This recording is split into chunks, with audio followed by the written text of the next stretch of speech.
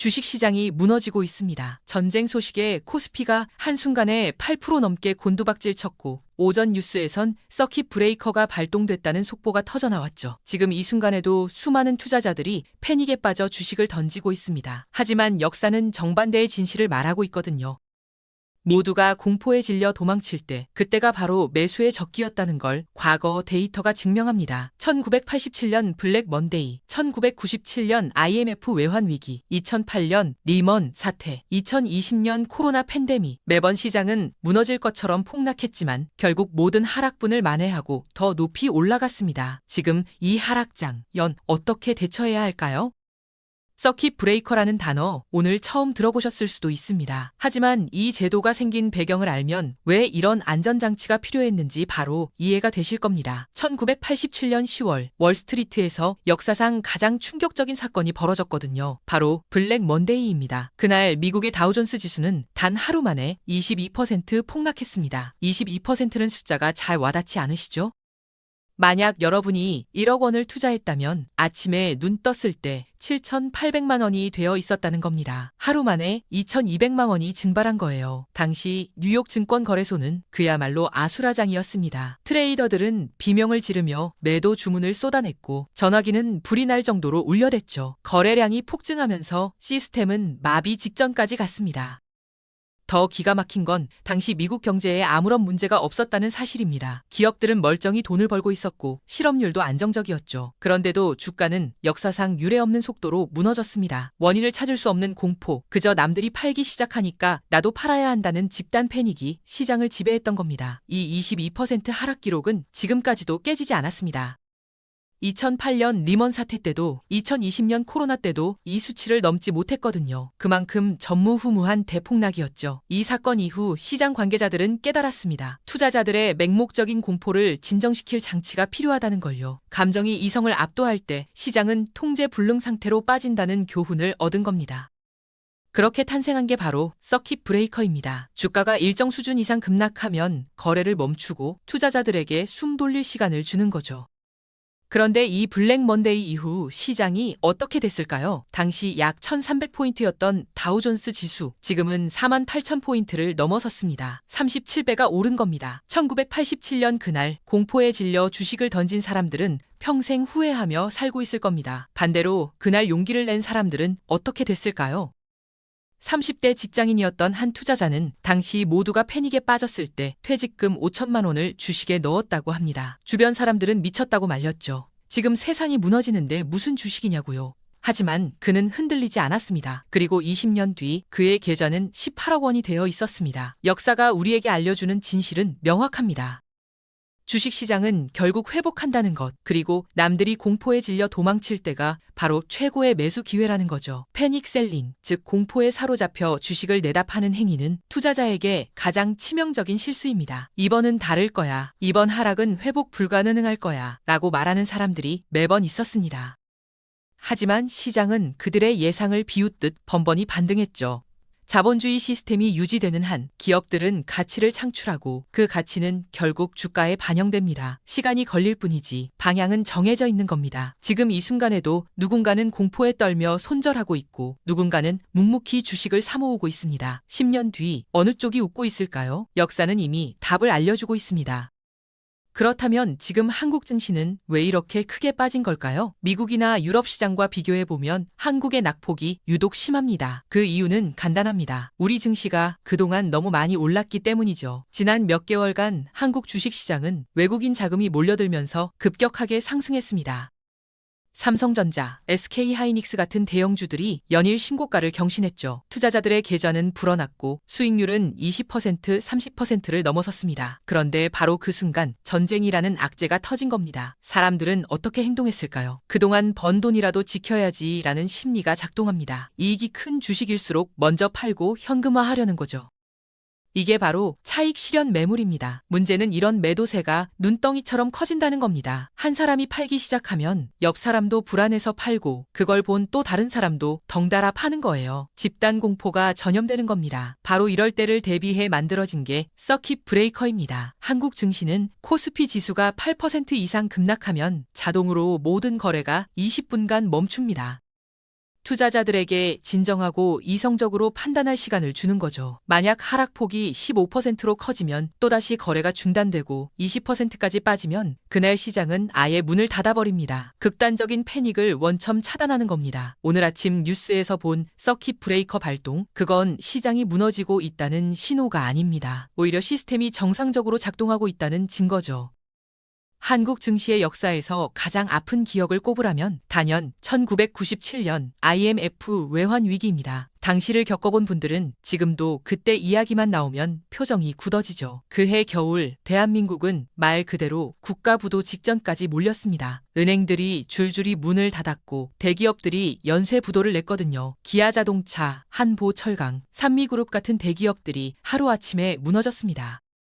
거리에는 금 모으기 운동이라는 현수막이 나붙었고 사람들은 집에 있던 금반지를 들고 나와 줄을 섰죠. 국가에 달러가 없었기 때문입니다. 외환 보유고가 바닥났고 해외에서 빌린 빚을 갚을 돈이 없었어요. 한 대기업 임원은 당시를 이렇게 회상합니다. 아침에 출근했더니 회사 계좌가 얼어붙어 있었다. 직원들 월급조차 못 주는 상황이었다고요.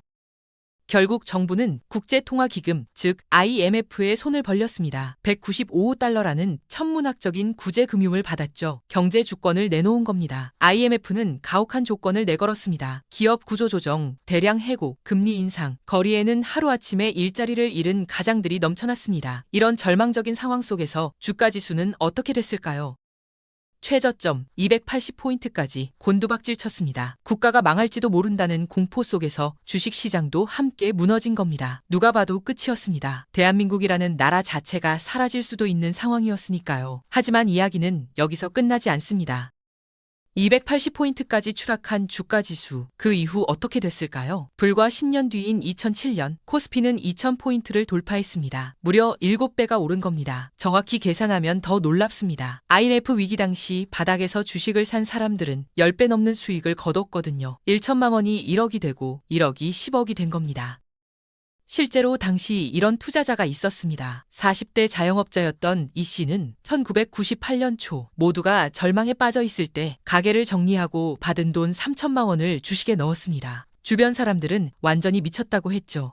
나라가 망하는데 무슨 주식이냐면서요. 하지만 그는 확신이 있었습니다. 대한민국이 정말 망할까? 삼성전자가 정말 사라질까? 그는 묵묵히 주식을 모았습니다.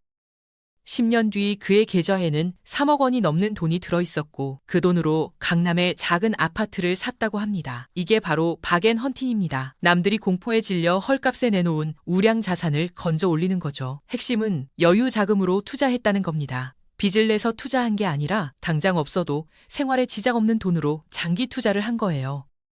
그래서 주가가 더 떨어져도 버틸 수 있었고 10년을 기다릴 수 있었던 겁니다. 지금 20대, 30대 젊은 투자자 여러분, 이 이야기가 남의 일처럼 들리시나요? 아닙니다. 지금이 바로 여러분의 IMF입니다. 앞으로 30년, 40년을 투자할 수 있는 여러분에게 이런 폭락장은 천재의 일호의 기회거든요.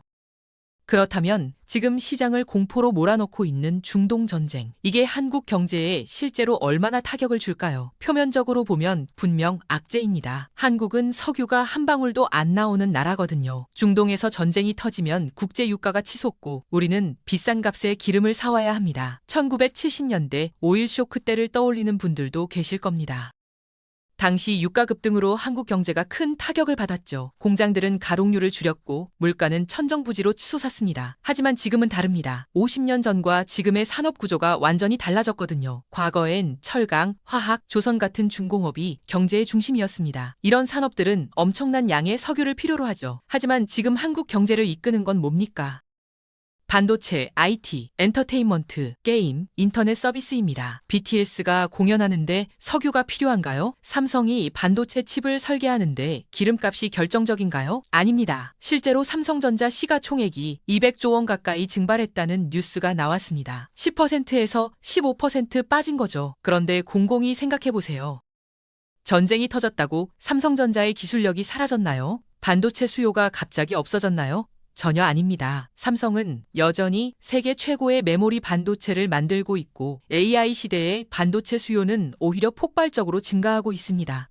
지금 주가 하락은 기업 가치가 훼손돼서가 아닙니다. 단순히 타이밍이 나빴던 겁니다. 한국 증시가 단기간에 급등했고 거기에 전쟁 악재가 겹치면서 과도한 패닉 셀링이 일어난 거죠.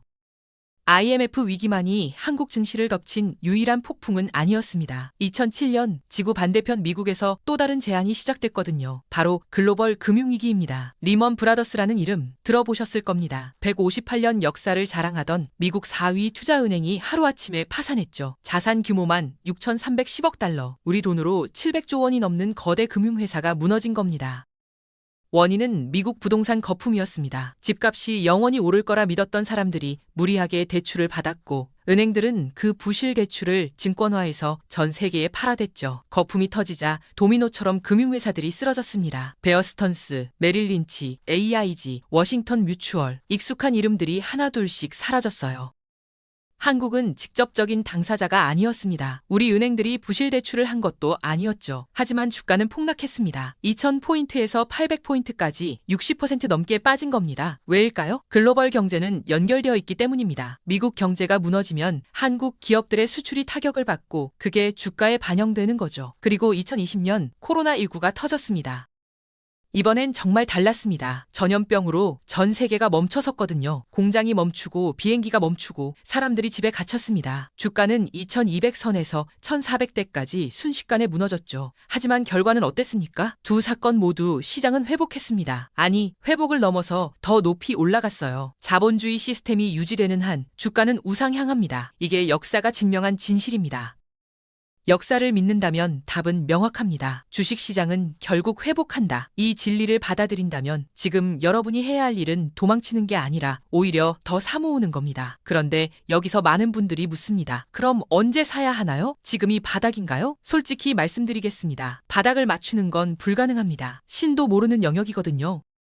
오늘 주가가 2,400이라고 해서 내일 2,300이 안 된다는 보장이 없어요. 어쩌면 2,000까지 더 빠질 수도 있습니다. 그래서 필요한 게 분할 매수입니다. 한 번에 몰빵하지 말고 꾸준히 나눠서 사는 거죠. 예를 들어 볼게요. 투자금 1,000만 원이 있다면 이걸 한 번에 다 쓰지 마세요. 200만 원씩 5번에 나눠서 사는 겁니다. 주가가 더 떨어지면 좋습니다.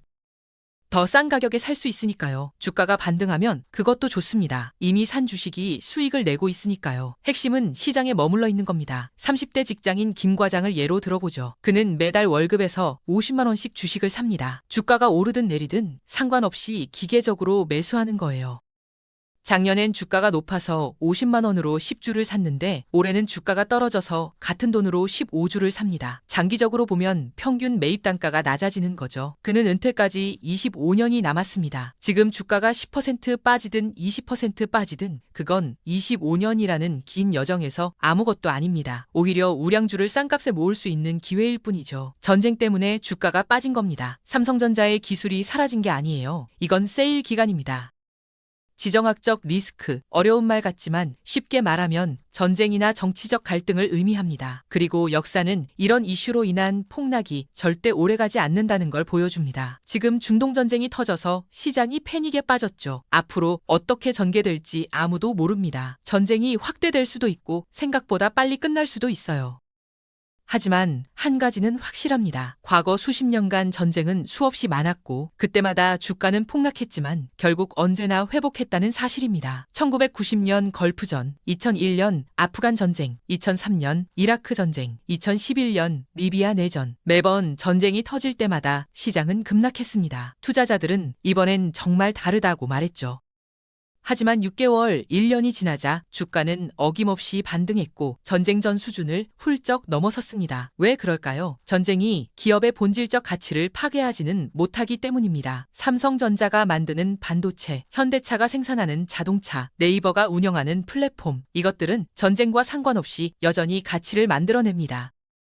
더 중요한 건 주식시장은 단순히 원래 가격으로 돌아가는 게 아니라는 겁니다. 경제는 성장하고 물가는 오르고 기업은 진화합니다. 그래서 시장은 항상 전 고점을 돌파하고 새로운 최고점을 만들어 왔어요. 지금 코스피가 2,400선이라고 해서 걱정하실 필요 없습니다. 장기적으로 보면 5,000 아니 그 이상도 충분히 가능한 수치거든요.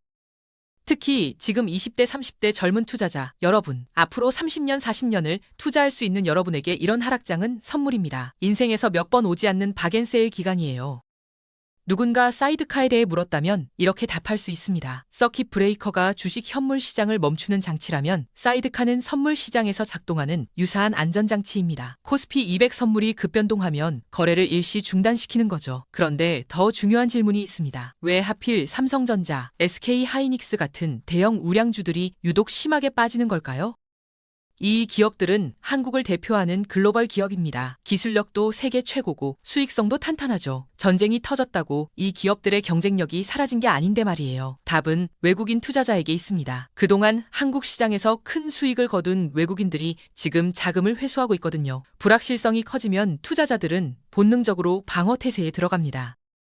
그리고 가장 먼저 파는 게 뭘까요? 바로 환금성이 좋은 대형주입니다. 삼성전자 같은 주식은 하루에 수조 원씩 거래되는 종목이에요. 언제든 팔 수 있고 빠르게 현금화할 수 있죠. 반면 중소형주는 사고 싶어도 살 사람이 없고 팔고 싶어도 받아줄 사람이 없습니다. 그래서 외국인들은 대형주부터 던지는 겁니다. 여기에 더해 강달러 현상이 겹쳤습니다. 전쟁 같은 거대한 리스크가 터지면 전 세계 돈은 어디로 갈까요? 미국 달러로 몰립니다. 달러는 기축통화이자 가장 안전한 자산이거든요. 외국인 자금이 빠져나가고 달러 수요가 폭증하면서 환율은 1,480원대까지 치솟았습니다. 하지만 이런 극단적인 현상도 영원하지 않습니다. 시간이 지나면 시장은 진정되고 자금은 다시 돌아옵니다. 마지막으로 가장 중요한 이야기를 하겠습니다. 남들이 큰 돈을 번다고 조바심 내서 빚을 내서 투자하신 분들, 지금 얼마나 고통스러우실까요? 레버리지 투자는 상승장에선 천국이지만 하락장에선 지옥입니다. 이자는 매달 나가고 주가는 계속 떨어지고 증권사에선 반대 매매 경고가 날아오죠. 이런 상황에서 장기 투자는 불가능합니다. 여유 자금으로 투자하세요. 최소 5년, 10년은 전혀 손대지 않아도 되는 돈으로요. 그래야 폭락장에서도 버틸 수 있습니다. 그리고 주식 계좌 자꾸 들여다보지 마세요. 매일 확인한다고 수익률이 오르지 않습니다. 오히려 멘탈만 흔들립니다. 과거 IMF 때 70% 폭락한 시장에서 용기 내서 주식을 모은 사람들이 결국 부자가 됐습니다. 지금 여러분도 같은 선택의 기로에 서 있습니다. 두려움을 이기고 장기적 관점으로 노후를 준비하시기 바랍니다.